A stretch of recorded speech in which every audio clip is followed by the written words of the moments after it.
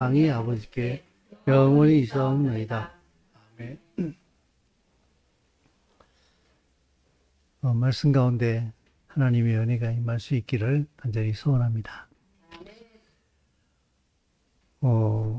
우리가 다 신앙생활을 하고 있습니다만은 우리의 신앙생활의 모든 근거는 창세기 1장 1절서부터 시작하는 거예요. 그 짧은 한 구절에 태초에 하나님이 천지를 창조하셨다라고 하는 그 말씀 안에 모든 것이 다 들어가 있어요. 만약에 창세기 1장 1절을 믿지 못한다고 하게 되면은 그것이 나의 신앙 고백이 되지 못한다고 하게 되면은 그 다음에 모든 것들은 허상이에요. 하나님께서 이 세상을 창조하심으로 인하여서 이 땅의 모든 역사는 그리고 하나님의 일하심은 시작되어지는 것이거든요. 예전에 한번 무슨 영상을 보다 보니까 한 교수님이 어느 교회에 가가지고 대형 교회였어요. 질문을 던졌어요. 창세기 1장 1절을 믿으십니까? 라고. 단도직입적으로. 그리고 믿는 사람 한번 손들어 보라고 했어요. 여러분 몇 프로쯤 됐을 것 같습니까?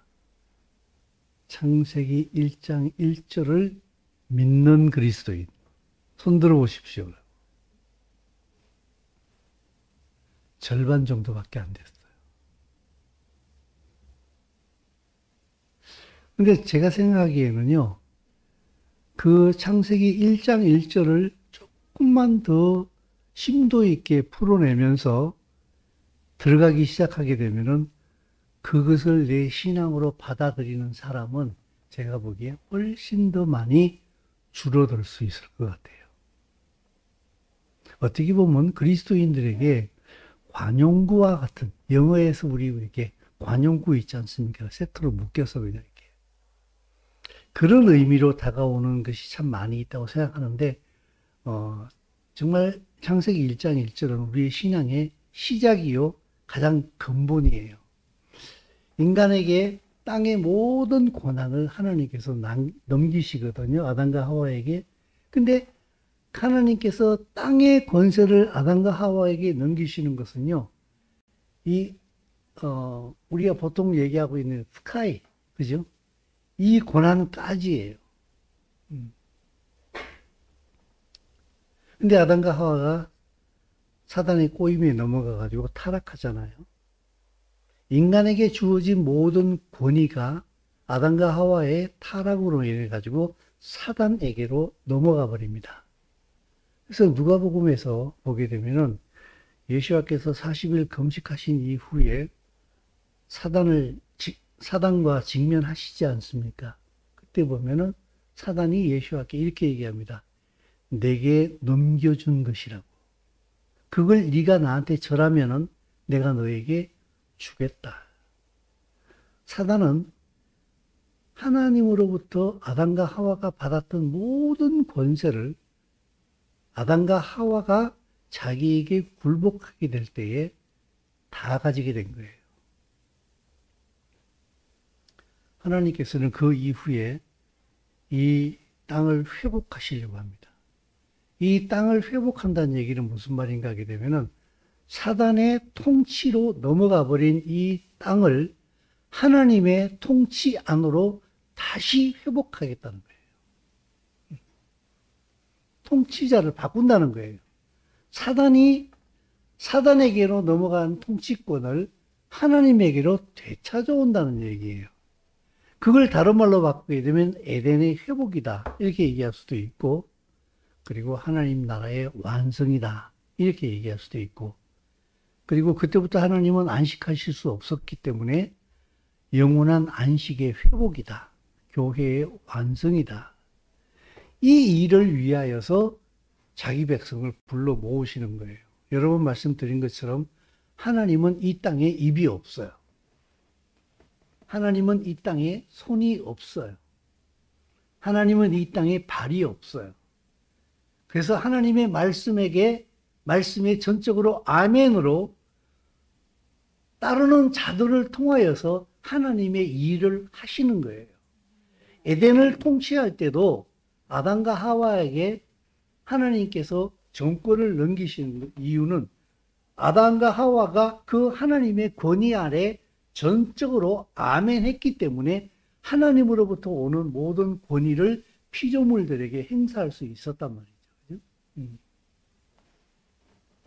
그래서 우리들의 삶이 하나님의 나라 회복을 위한 부르심을, 그것을 위해서 우리는 부르심을 받은 삶이다. 그래서 사도 바울은 믿음의 선한 싸움을 싸우라 이렇게 얘기하지 않습니까? 그러나 교회는 여러분들도 아시다시피 이 사명을 잃어버린 지가 이미 오래됐습니다. 아니, 애초에 생각도 안 해요. 왜냐하면 기독교가 이미 종교화되어져 버리기 때문에 종교는 시작부터 나요, 끝도 나예요. 그래서 예수의 이름을 부르나 예수님이 이 땅에 오신 원래의 목적하고는 예수를 믿는 사람과 동상이몽이에요. 예수와는 하나님의 나라를 회복하기 위해서 십자가에 죽으시고 부활하신 거예요. 근데 그걸 반쪽으로 쭉 잘라내버리고 기독교 안에서는 뭐라고 얘기를 하는 거기 때문에 예수는 나의 구원을 위해서 죽으신 거야. 그리고 난 예수 믿으면 천국 가는 거야. 이게 다예요. 이게 복음의 전부라고 생각을 해요. 아니잖아요. 여러분 알다시피. 이건 복음 안에 들어가 있는 내용인 것은 틀림없는 사실이긴 합니다만은 이건 복음의 반이잖아요. 반이 더 있잖아요. 바로 하나님의 나라가, 하나님의 통치가 이 땅에 완전히 회복되어지는 그것을 향해서 달리고 있는 거거든요. 그 일을 위해서 우리를 부르셨기 때문에 우리는 우리의 어떤 그 일신상의 어떤 그 뭐라 그래야 되나? 그 땅에 있는 것들을 추구하기보다는 하나님의 나라 회복에 온 초점이 가 있어야 된다. 그것을 사도 바울은 믿음의 선한 싸움이라 이렇게 정의를 했단 말이죠. 그죠? 근데 금방 말씀드린 것처럼 이 땅에 있는 수많은 그리스도인은 이미 그 목적을 잃어버린 지가 오래고 생각하지도 않는다. 예수 믿고 복받아서 건강하게 잘 살면은 그야말로 땡이다. 그 이상도 생각하지도 않는다. 예수가 완전 종교화 되어져 버린 거예요. 그죠? 그래서 그 2차 세계대전 때 히틀러 정권에 의하여서 결국에는 사형당했던 독일 그 고백교회입니까? 보네포가 그 얘기를 하잖아요. 기독교의 비종교화를 굉장히 부르짖지 않습니까? 기독교는 종교가 될 수가 없다.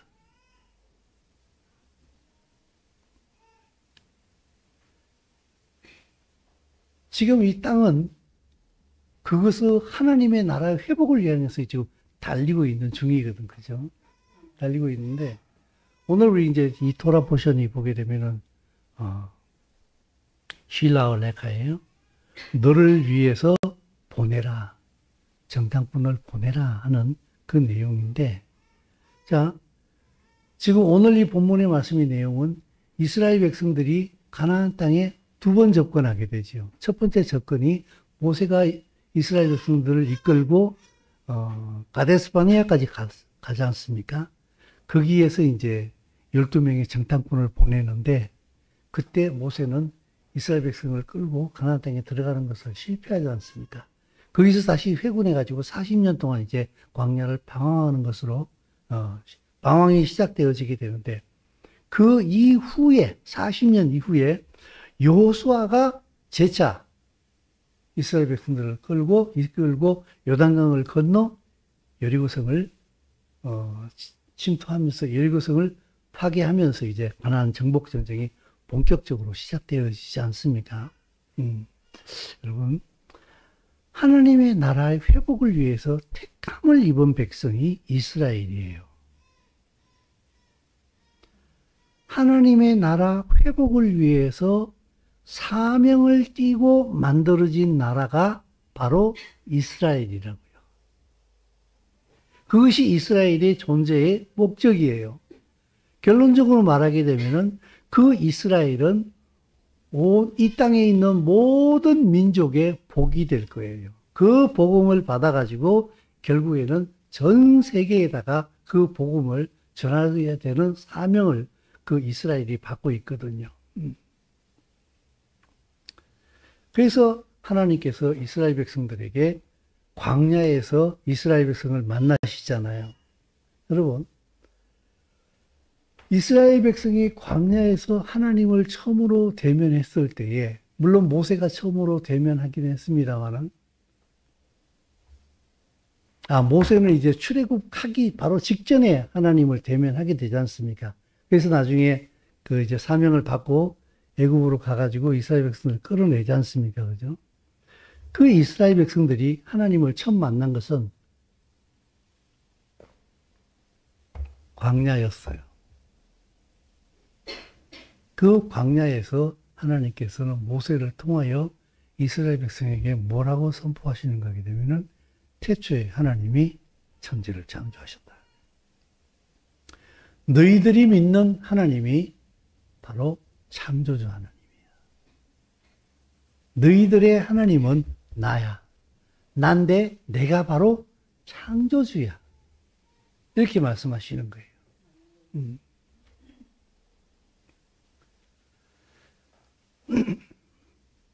그리고 그들에게 사명을 부여하시지 않습니까? 너희들이 왜 이 광야에 있는 줄 아는가? 하나님께서는 모세에게 말씀하시기를 너희들을 이끌어내어서 가나안 땅에 이르게 하려 하노라 그랬어요. 단순히 한 민족을 지역 이동시키는 것이 아니라 그 원래 가나안 땅은 에덴이 있던 자리예요. 그곳에서 하나님의 나라를 회복하려고 하는 하나님의 의도가 거기에 있었기 때문에 노예로 있던 그 이스라엘 백성들을 이끌어내어서 가나안 땅에 보내시는 거예요. 이게 이스라엘 백성들의 사명이거든요. 하나님의 나라의 회복을 위한 것이 이스라엘 백성의 사명이에요. 그래서 하나님께서는 모세에게 말씀하시기를 정탐꾼을 보내봐라. 그게 이제 민수기 13장 말씀이지 않습니까? 자, 넘어갑시다.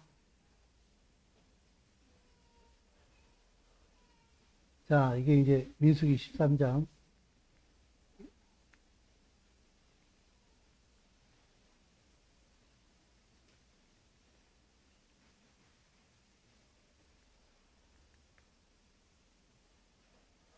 얘도 수명을 다 했는가 보네.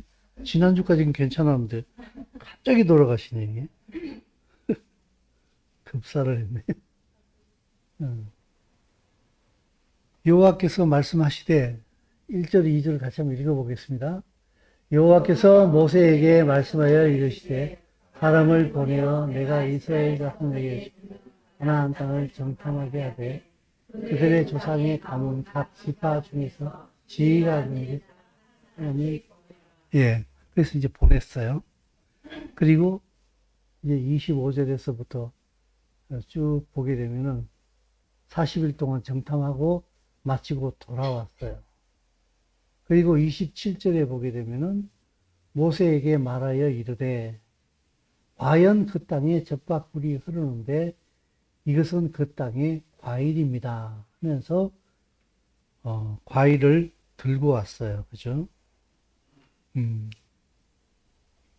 그러나 부정적인 얘기도 동시에 같이 있었어요. 28절 말씀해 보게 되면은 그 땅 그 주민은 강하고 같이 한번 읽어봅시다. 성읍은 견고하고 심이 클 뿐 아니라 거기서 아낙 자손을 보았다 그랬어요. 아낙 자손은 창세기에 나오는 그 누구죠? 아주 거대한 민족이 있었지 않습니까? 네피림의 후손들이었어요. 근데 왠지 이 문맥을 보게 되면요, 약간 비꼬는 듯한 느낌이 들어요. 정탐꾼들이 하는 얘기가. 그래요. 가보니까 진짜 젖과 꿀이 흐르더군요. 예, 맞아요. 근데요, 언감생심, 우리는 못 가지겠어요. 가봤더니 성들이 얼마나 견고하고 튼튼한지, 더군다나 그곳에 가봤더니 안악 자손들이 살고 있었어요. 꿈 깨세요. 우린 못 가져요. 상당히 어떤 비관적인 내용이 들어가 있는 것 같아요. 그죠?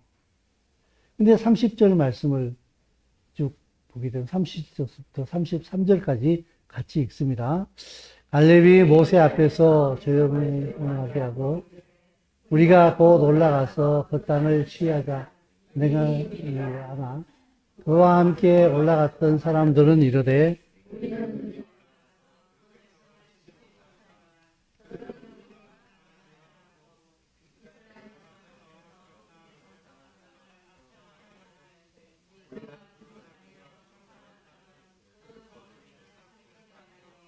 거기서 본 모든 백성은 신장이 장대한 자들이며, 거기서 네피림의 후손인 우리는 보기에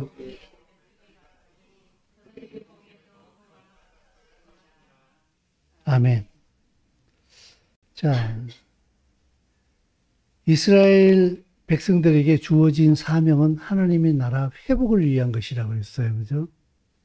근데 그들이 정탐을 마치고 돌아온 다음에 정탐에 보고를 하는 거 보게 되면은 적과 꿀이 흐르는 땅은 분명히 맞긴 합니다만은 우리는 그 땅을 가질 수 없겠습니다. 왜냐하면은 그곳에는 안악 자손이 살고 있고 성읍은 너무나 견고하기 때문에 우리 이스라엘의 전력으로서는 그 가나안 땅을 접수하는 것은 불가능합니다 하는 그 얘기였거든요. 그때 갈렙이 권면하지 않습니까? 올라가자. 30절 말씀을 읽었지 않습니까? 올라가서 그 땅을 취하자. 근데 이 정탐꾼들의 반응은 여전히 부정적이었어요. 그죠? 그리고 심지어 마지막에 결정타를 때리지 않습니까? 우리는 스스로 보기에도 뭐라고요? 유재석이가 이때도 있었는가 봐. 메뚜기 유재석이가 갑자기 등장을 하는데. 그리고 이제 14장으로 넘어가 보게 되면은, 자, 온 회중이 소리를 높여 부르짖어 밤새도록 울었어요. 우리 다 죽었다. 이제 막, 우리 여러분 그 광경이 좀 이렇게 상상되어지지 않습니까? 다 죽었어, 이제. 우리가 죽으려고 애굽에서 여기까지 나왔던가 하면서 밤새도록 여러분 한번 생각을 해 보십시오. 장정이 60만 명이라고 그랬으니까 아주머니 엄마들하고 애들하고 포함하게 되면은 거의 한 200만 명이 될 거란 말이죠. 그죠? 한 200만 명이 다 울지는 않았겠죠. 애들은 자고 뭐 그랬어. 뭐 졸린 사람들은 자고 그랬겠으니까. 한 100만 명이 울었다고 쳐봅시다.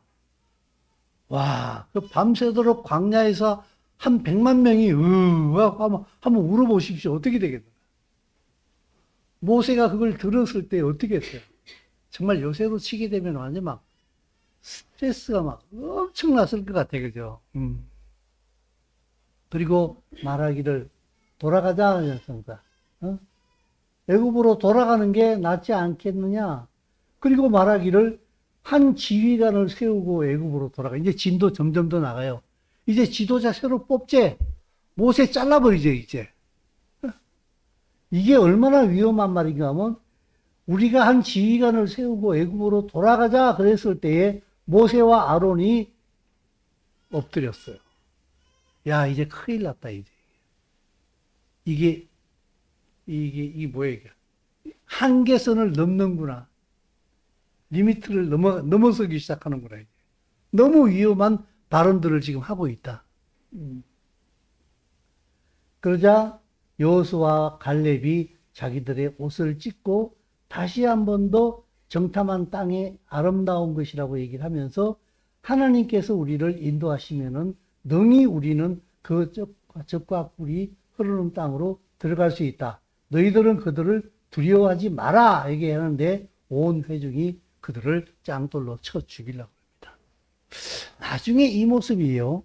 신약교회 사도행전에서 다시 한번 이렇게 리바이벌 되어지게 되는데 그 스데반이 쭉 하나님의 말씀을 전했을 때에 마지막에 그들이 귀를 막고 스데반을 돌로 쳐 죽이려고 합니다. 우리는 여러분 이걸 잘 봐야 될 게 뭔가 하게 되면요. 우리가 다 같이 공감대를 이루는 거 있잖아요. 그죠? 육을 입은 사람들이 가장 쉽게 공감할 수 있는 것은 그 채워지지 않는 물질에 대한 욕심이에요. 돈에 대한 욕심이요. 권세와 명예에 대한 욕심이에요. 이거는요, 아무리 줘도 모자름이 없어요. 계속 요구해요. 소금물 같아요. 그래서 이거는요, 세상에 있는 모든 사람들이 공통 분모를 가지고 있기 때문에 이 부분을 이야기할 때는 보게 되면요, 많은 사람들이 쉽게 아멘이 가능해요. 이것을 통해서 공감대가 형성이 되어지게 된다고요. 그러나 이 땅의 만족을 추구하는 사람일수록 하나님의 나라가 드러나기 시작을 하게 되면 굉장히 예민해집니다. 사실은 사람들이 예민해지기보다는 사탄이 예민해져요. 그래서 사단에게 붙들린 사람들이 같이 예민해진다고요.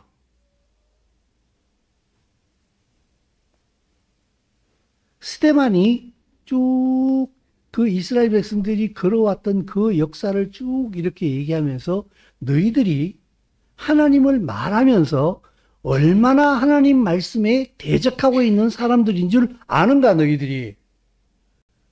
너희들이 죽인 자가 누군 줄 아는가?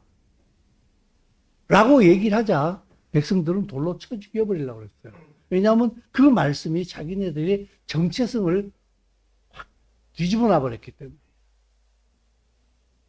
지금 여기에서도 이제 하나님의 나라를 이루기 위한 그 가나안 땅으로 들어가려고 하는 그 시점에서 갈렙이, 여호수아가 하나님의 언약을 중심으로 해가지고 들어가자. 우리는 능히 그 땅을 차지할 수 있다라고 얘기했을 때에 온 회중이 뒤집어져 버려요.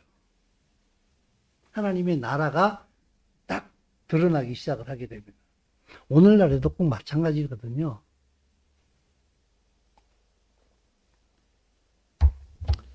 그래서 참 재밌는 게 봅시다. 그 정탐꾼들이 가져온 게 세 가지가 있었어요. 뭐죠? 내가 안 가져왔다고 또 모른 척 하시는 거예요, 또? 자, 뭐죠? 포도, 무화과, 또. 포도, 무화과, 또. 석류. 예, 요 세 가지였어요. 이게 예언적인 말씀인데요. 포도, 석류, 무화과는요, 포도는 포도나무 대신 바로 예수님을 얘기했어요. 예수예요. 석류는 전통적으로 토라, 말씀을 얘기하는 거예요. 그리고 무화과는 이스라엘을 의미해요. 그죠? 그 가나안 땅에 뭐가 있었어요? 포도가 있었고, 석류가 있었고, 그 다음에 무화과가 있었지요. 정탐꾼들이 그걸 가져왔지요. 그러면 그게 어디에 있었다는 얘기예요?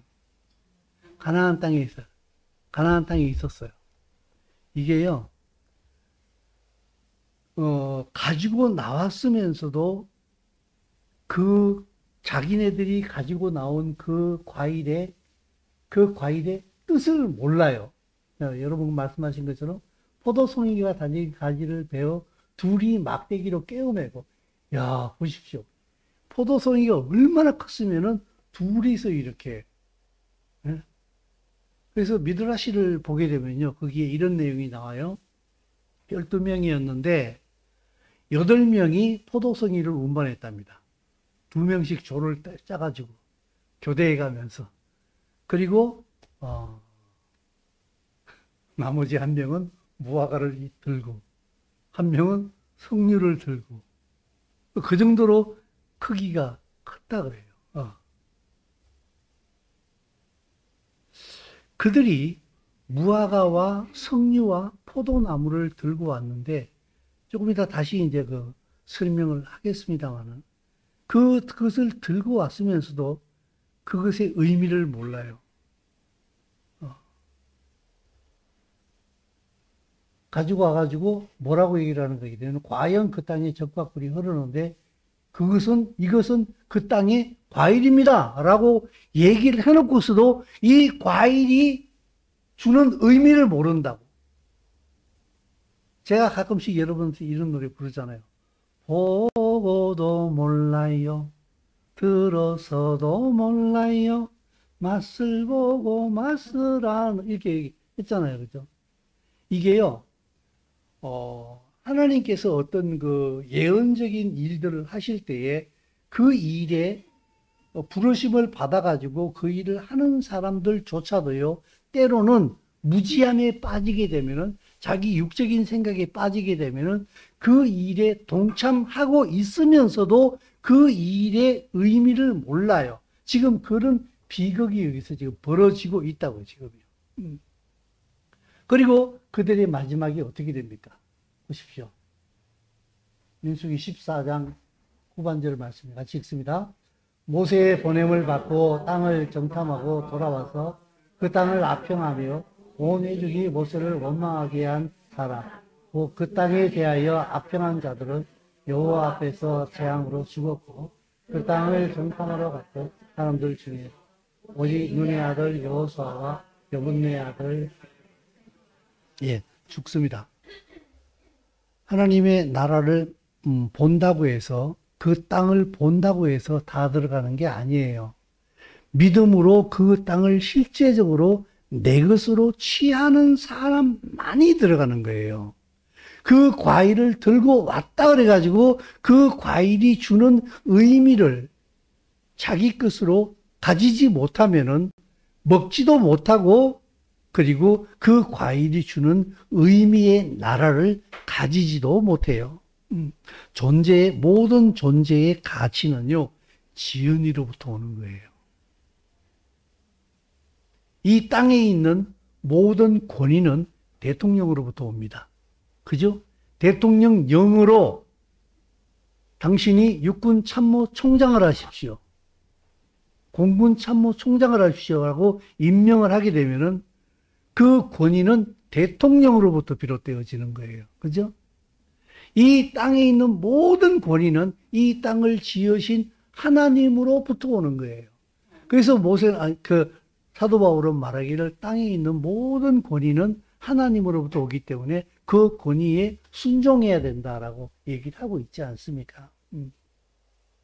모든 존재의 가치도 그 존재를 지으신 그분으로부터 오는 거예요. 얼마 전에 봤더니요, 그 북한에서 자동차 타이어가 필요한데 중국산 신품보다 아직까지 한 번도 끼지 않은 중국산 새 타이어보다 한국산 메이드 인 코리아 중고 타이어가 더 비싸답니다. 왜냐하면 그만큼 한국 메이드 인 코리아는 품질이 좋다는 것이 북한 사람들도 이미 알고 있다는 거예요. 그래서 메이드 인 코리아라 그러게 되면 북한 사람들은 너무 좋아한다는 거예요. 그래서 그 탈북한 사람들 얘기 들어보게 되면 그 신라면 그 봉투 있지 않습니까? 이렇게 비닐로 봉투에 이렇게 삐라톡에서 날아가잖아, 그죠?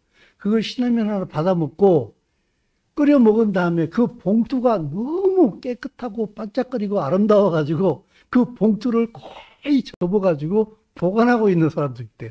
왜냐하면 북한에서는 그 정도의 고품질의 봉투를 도저히 볼 수가 없으니까.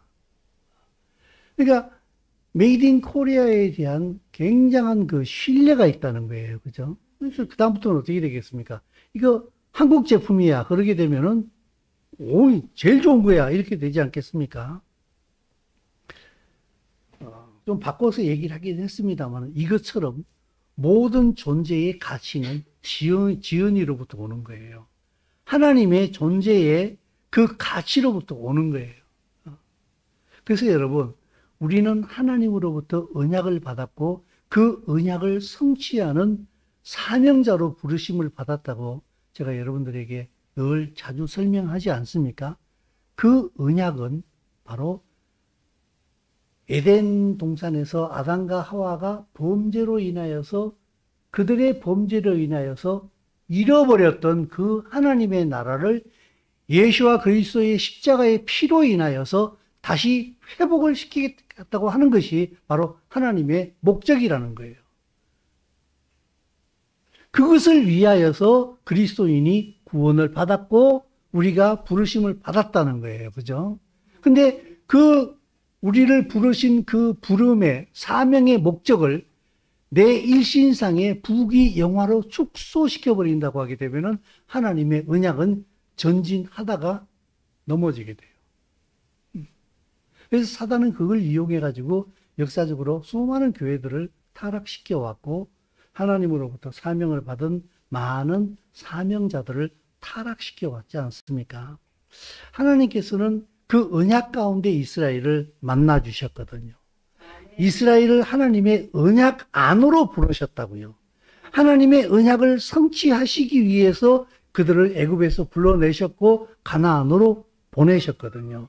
이스라엘은 끊임없이 이스라엘에게 그 언약을 주신 그 언약 안에서 하나님을 만나야 돼요. 그 언약 안에서 자신들의 가치를 봐야 된다고요. 여러분 보십시오. 암의 의사가 임금님의 권위를 가지고 출두하잖아요. 그죠? 그러면 암의 의사가 제대로 먹지도 못하고 돌쇠 한 명 데리고 이렇게 돌아다니다 보게 되면은 때로는 밥도 굶을 때도 있고, 그죠? 그러면은 암의 의사의 몰골이 좀 초췌해질 수도 있어요. 그죠?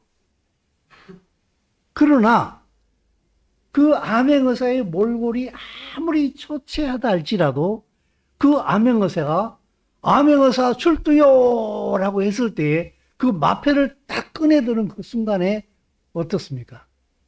아무리 그 암의 의사가 몰골이 초췌하고 얼굴을 못이 써가지고 때국물이 쫄쫄 흐른다 할지라도 그는 나라님의 권위로 나타나게 되는 거예요.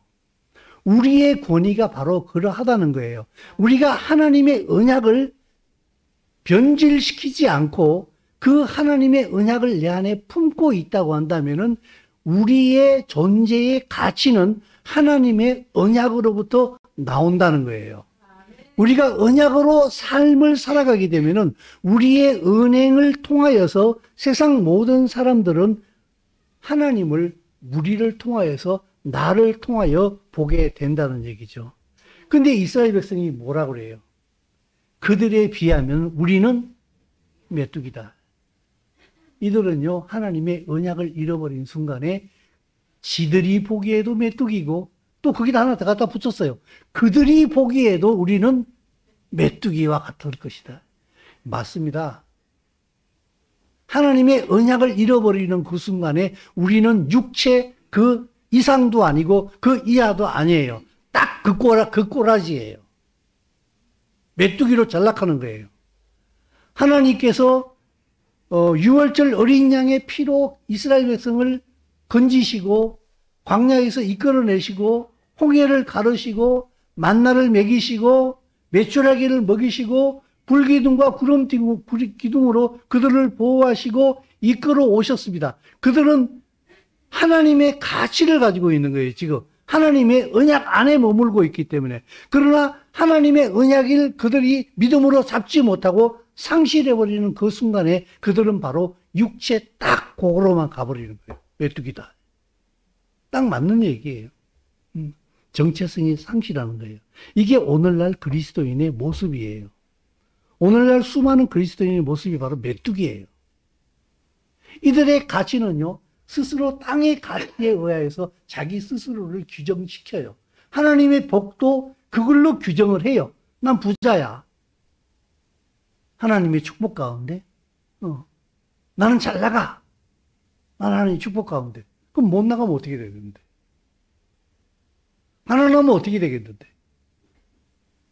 그들의 가치가요, 하나님의 말씀을 통해서, 언약을 통해서 주신 가치를 상실해버렸기 때문에 그들이 말하는 건 전부 다 땅의 것을 가지고 자기를 평가하고 그걸 가지고 얘기를 해요. 이게 오늘날 그리스도인의 모습이에요.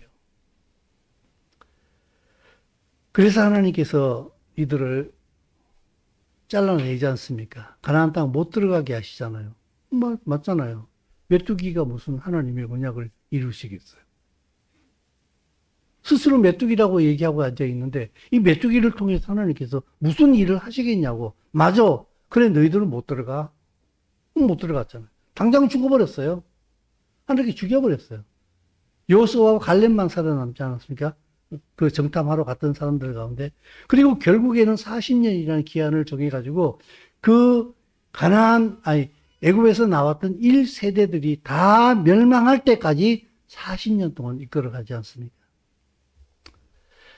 하나님의 언약을 배제하면요, 보고도 모릅니다. 아까 말씀드린 것처럼 정탐꾼들이 가나안 땅에서 석류와 무화과와 포도를 가져왔어요. 그들이 들고 왔어요. 수고해서 교대해 가면서 들고 왔다고요. 뻘뻘뻘 땀을 흘리며 들고 왔다고. 그건요, 바로 그 가나안 땅에 그들의 왕 대신 예수아가 계신다는 거예요. 그곳에 예수아가 왕이 되신다는 거예요. 그곳에 하나님의 말씀이 있다는 거예요. 흙류를 들고 왔다는 얘기를. 그곳에 이스라엘 백성이 무화과를 상징하지 않습니까? 너희들이 그곳에서 살아야 돼. 그 뜻이거든요. 들고 와서도 몰라요.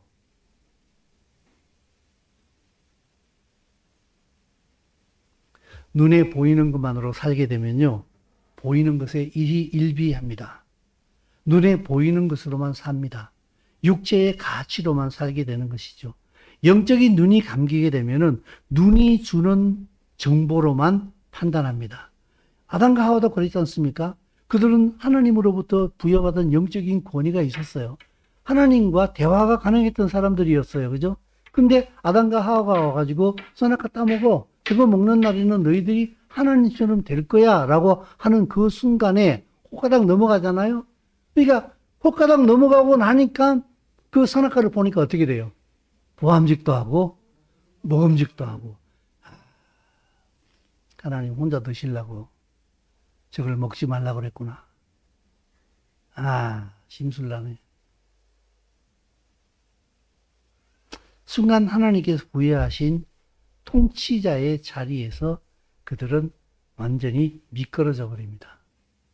눈이 주는, 내 눈에 보이는 것만으로 판단할 때에, 그래서 사도 바울은 그의 목회 서신에서 우리는 보이는 것만으로 살지 않는다라고 그는 목소리 높이지 않습니까? 성경을 듣고 있어도, 읽어도 믿음의 눈이 없으면은요, 영적인 언약에 근거한, 하나님 말씀에 근거한 이런 것이 없어요. 모든 해석이 내 육신적인 일신상의 육신적인 축복, 내가 원하는 소원 성취, 여기에만 전부 다 그냥 꽂혀요. 그냥 전부 다. 하나님께서 그걸 말씀하신 적이 없어요. 오히려 예수와께서 마태복음 6장에서 말씀하신 것처럼 너희는 먼저 그의 나라, 하나님의 나라를 구하라. 그리하면 이 모든 것이 너희에게 더하시리라 그랬잖아요. 그러면은 하나님의 나라가 목적이 되게 되면은 먹을 것, 입을 것은, 마실 것은 그냥 기본으로 따라온다는 얘기인데, 약속을 뒤집어 가지고 기본을 목적이 되어버리게 되면은 모든 게 다 엉망이 되어버려요. 그때부터. 그래서 오늘 이 하프타라의 여호수아 2장 말씀이지 않습니까? 거기에 라합이 등장을 하잖아요. 여러분 다 성경을 읽어보셨을 테니까 굳이 설명이 필요 없잖아요. 라합은 얘기를 들었어요. 우리가 알고 있는 기생이라 그랬잖아요. 그죠? 술집 주모예요. 수많은 사람들이 여행 계획을 통해서 이스라엘 백성들이 얘기를 많이 들었을 거예요. 지금 그 이스라엘 히브리 민족이 어디까지 왔다.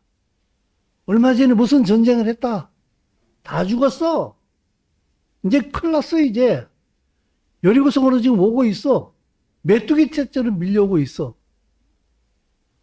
고대 문서에 보게 되면 그 토판에다가 예전에는 종이가 없으니까 토판에다가 문자를 찍었잖아요. 거기에 그게 한참 오래전에 그게 발견됐지 않습니까? 그죠?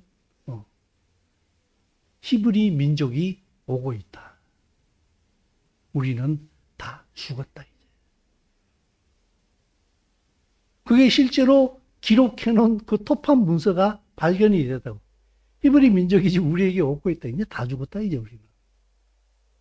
그 라합이 그 얘기를 하지 않습니까? 지금, 그죠? 너희가 애굽에 나올 때에 홍해 물을 마르게 하신 하나님. 그리고 저쪽에 있는 아모리 사람의 두 왕 시온과 옥을 전멸시키는 일을 우리가 들었다. 우리는 정신을 잃어버렸다, 지금. 너희의 하나님은 상천하지의 하나님이시다. 여기서 라합은 딜을 합니다. 정탐꾼에게.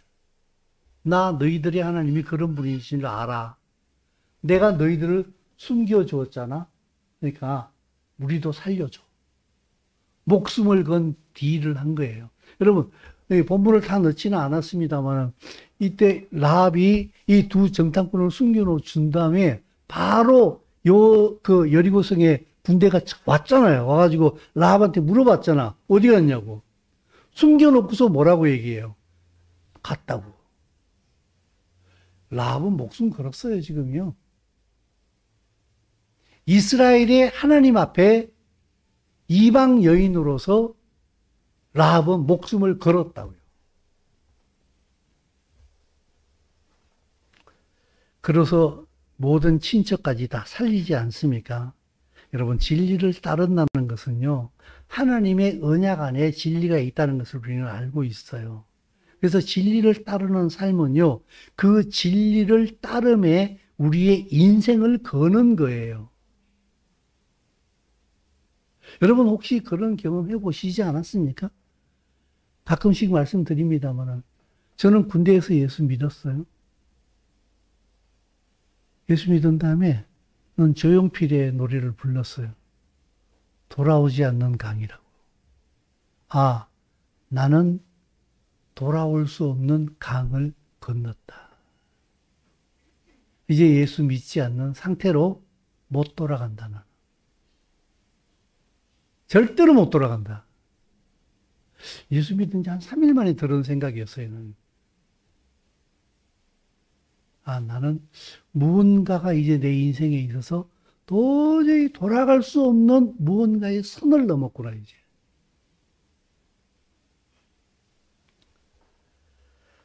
진리를 따르기 위해서 나를 포기하는 일이 있어야 돼요. 라합처럼. 진리가 모든 행위의 기준이 되고 근본이 되고 내 모든 행동의 이유가 돼야 돼요. 이것이 사람이 피조물이 누릴 수 있는 하나님께서 부여하신 최고의 영광의 삶이거든요.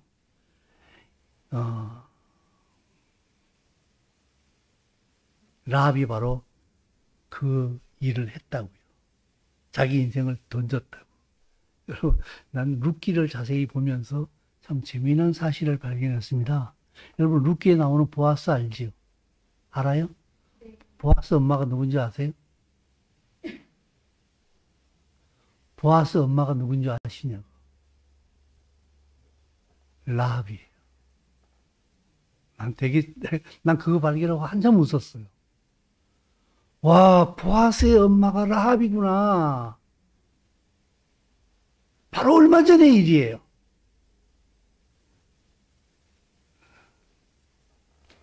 믿음의 선택을 하고 그 믿음을 내 삶으로 옮겨놨을 때에 그 가문에, 그 개인에게 하나님으로부터 주어지는 얼마나 영광스러운 일들이 일어날 수 있겠는가. 갈로 열고 죽음 포함. 스데반은 돌마다 죽었어요. 그래서 그 영광을 보는 가치가 다르다고요. 하나님의 사람들은, 땅의 사람들은 돈 중심으로 봐요. 그러나 하나님의 사람들은 하나님의 가치, 언약 중심으로 모든 걸 봐요. 여러분, 이제 히브리서의 말씀에 이게 이번 주 이제 브릿 하다샤 신약이 나오는 말씀인데 같이 읽습니다. 만일 여호수아가 그들에게 안식을 주었더라면 그 후에 다른 말을 말씀하지 아니하셨으리. 그런즉 안식할 때가 하나님의 백성에게 남아있도다. 이미 그의 안식에 들어간 자는 하나님이 자기의 일을 쉬신 것 같이 쉬는다. 그러므로 우리가 그 안식에 들어가기를 힘쓸지니 이는 누구든지 더 순종하지 아니하는 본에 빠지지 않게 하느니라. 아멘. 저는 이 히브리서 이 말씀을 보다 보게 되면은 야고보서가 많이 떠오르게 되는데, 여호수아가 가나안 땅을 정복했잖아요, 그죠? 그런데 안식의 완성은 아니라는 거예요. 만약 가나안 땅을 정복함으로 인해서 하나님의 나라 백성의 안식이 완성되어졌다고 하게 되면은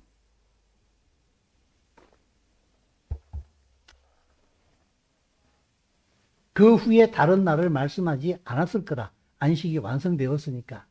그런즉 안식할 때가 하나님의 백성에게 남아있도다. 안식의 완성도 하나님의 나라의 완성과 똑같아요. 이미 예수와로 인해서 이루어졌어요. 그러나 아직은 아니에요. 이 두 가지 긴장관계가 동시에 같이 가는 거예요.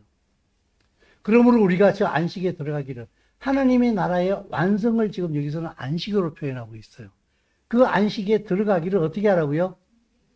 힘쓸지는 이는 누구든지 순종하지 아니하는 본에 빠지지 않게 하기 위함이다 라고 얘기를 하고 있는데, 여러분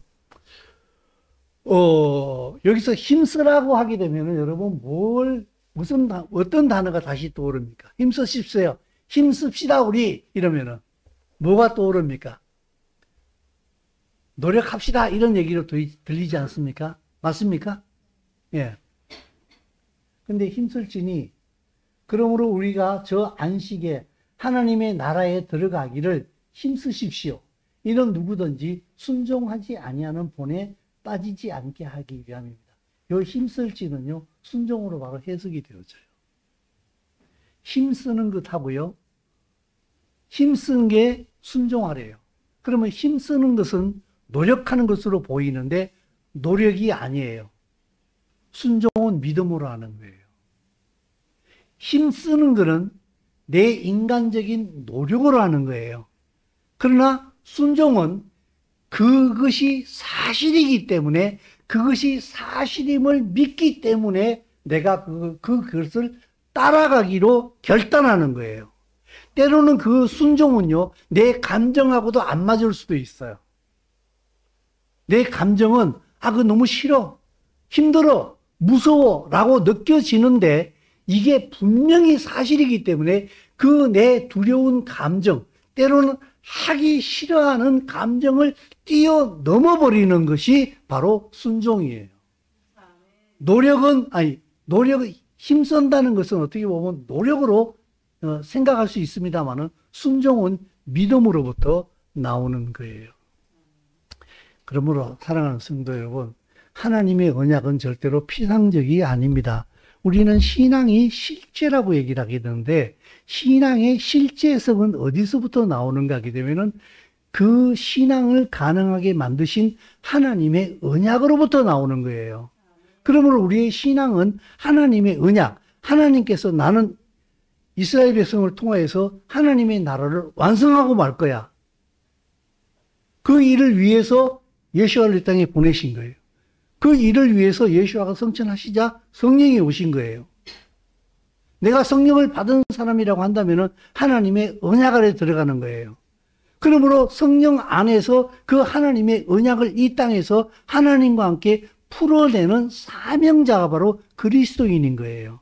그래서 이 세상의 모든 일은 하나님의 언약으로 인해서 일어나고 있어요. 그게 부정적인 일이든지 긍정적인 일이든지 간에. 지금 이스라엘과 하마스가 전쟁을 하고 있고, 러시아와 우크라이나가 전쟁을 하고 있고, 지금 바이든 정부와 이란 어떻게 해서 중동 정세가 시끄러고 석유값이 언론이 내려가니 어쩌고 저쩌고 우리나라로 북한이 우리나라를 침공하느니 마느니 10월 달에 침공한다 요새도 오물 똥풍선 날려 보내고 우리는 대북 확성기 털겠다 그러고 여러 가지 많은 일들이 일어나잖아요. 이 모든 것이 하나님의 언약 가운데 일어나고 있다고. 그 하나님의 언약을 이루기 위한 몸부림으로 지금 가고 있는 중이라고. 근데 그 대리인들이 누군가 하게 되면은 하나님의 언약을 가지고 있는 하나님의 백성들. 그리고 이 하나님의 언약, 하나님의 나라가 이 땅에 이루어지는 것을 막으려고 하는 사단. 그 사단의 지배 아래 놓여 있는 사람들. 이 사람들이 충돌을 일으키는 거예요.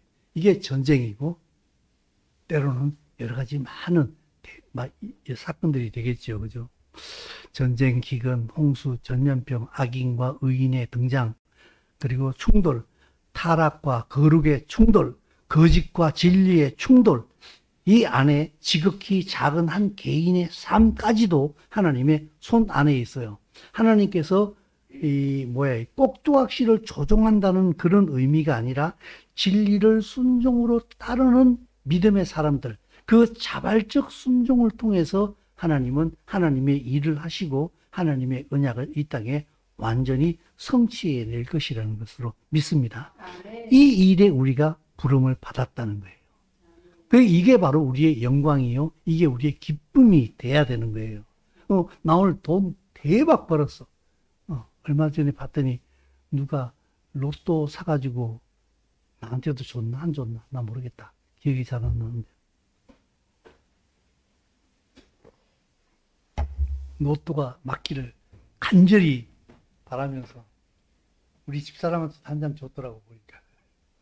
그래서 또 보긴 했습니다. 뭐 맞으리라고 상상도 안 했습니다만.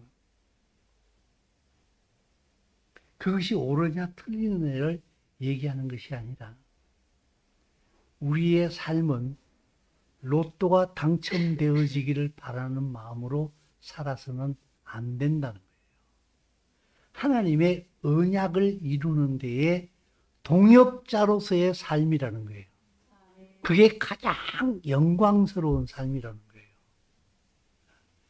내가 가지고 있는 땅의 모든 것들은 다 수단이에요. 수단에다가 목숨을 걸면요, 당신은 반드시 길을 잃습니다. 그리고 수단이 내 목적이 되잖아요.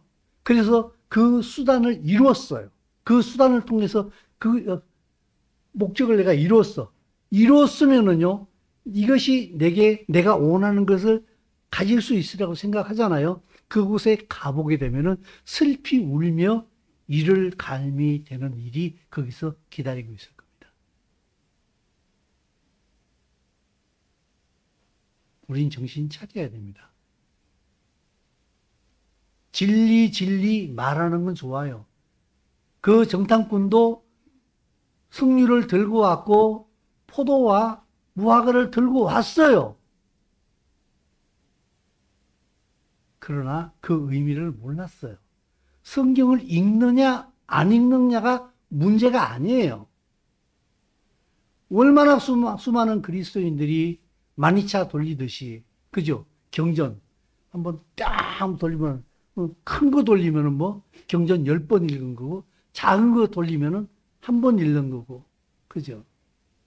다 그 사단이 장난치는 거잖아요. 또 실제로 또 그것도 읽어본들 또 뭐 하겠습니까? 많은, 그죠? 성경 보는 것도 마치 만이차 보는 것처럼 보고 있더라, 보니까. 땅의 모든 것은 수단이에요. 무엇을 위한 수단인가 하게 되면은 하나님의 언약을 이루기 위한 수단이에요. 그리고 이 수단이 가장 영광스럽게 되는 순간은 무엇인가 하게 되면은 하나님의 언약을 이루는 데에 사용되어질 때에 최대의 가치가 거기서 나타나게 되는 거예요.